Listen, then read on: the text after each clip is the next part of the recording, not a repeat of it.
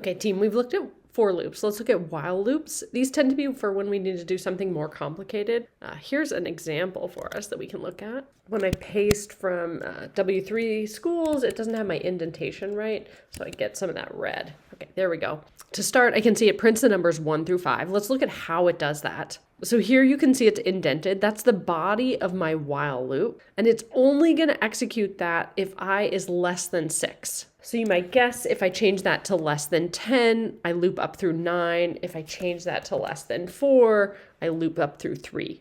You can see in the body of the loop, I'm printing I, and then I'm modifying the value of I. So remember, that just means I equals I plus 1. So every time through the loop, I'm adding 1. You can imagine if every time I added 2, I would only print 1 and 3. Then I would become 5. Actually, if I print after the loop. Let's print what the value is after the loop. And afterwards, it's 5.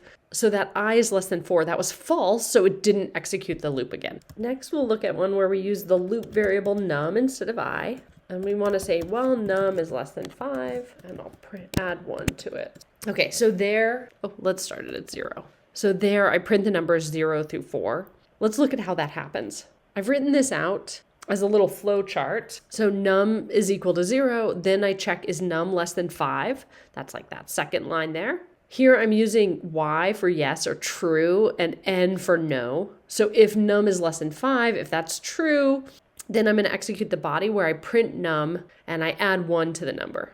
You can see here I'm doing that explicitly. Num equals num plus 1. Here I just have the num plus equals 1. And then I put this extra line print done just to be really explicit about that's a different path. And that's only the path that's taken when num is not less than 5. So once I get a false for that test, then I'm going to come and print done. Let's look through this step by step. So I start off and I initialize it. So my num is equal to 0, and I'm going to show it the value right there. Next, I'm going to check if num is less than 5. It is. So I'm going to follow that yes path or that true path. I'm going to execute print num. So now the value of num is going to be 1. It's no longer 0. I'm done with the body of the loop, so I go back up to the top. So you can see I loop back around here. I check if num is less than 5. The current value of num here is 1. So that's true. So I execute the body. I print that num. You can see that over here. I print the num. I update num. You can see I've updated here. Now num is 2. And again, I'm going to go right back up and loop around to the conditional again. So I check if num is less than 5. It is because it's 2. So I execute the body. I print num. There I'm printing 2. Then I'm updating the value of num to be 3. When I'm done with the body of the loop, I go right back up to the top and I check my condition again. Num is still less than 5. So I execute the body of the loop. I print num. I update the value of num. And again, I'm done with the body of the loop. So I go right back up to the top to check the condition. Num is still less than 5. So I execute the body of the loop. I print num. I update the value of num. Now num is 5. And since I finished the body of the loop, I jump right back up to the top to check the condition.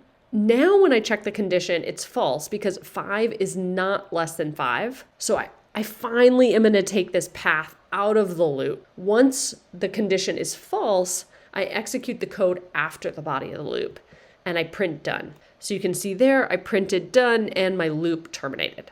It's pretty common to want to create something like this that we call a little tracing table, where you keep updating the value of a variable.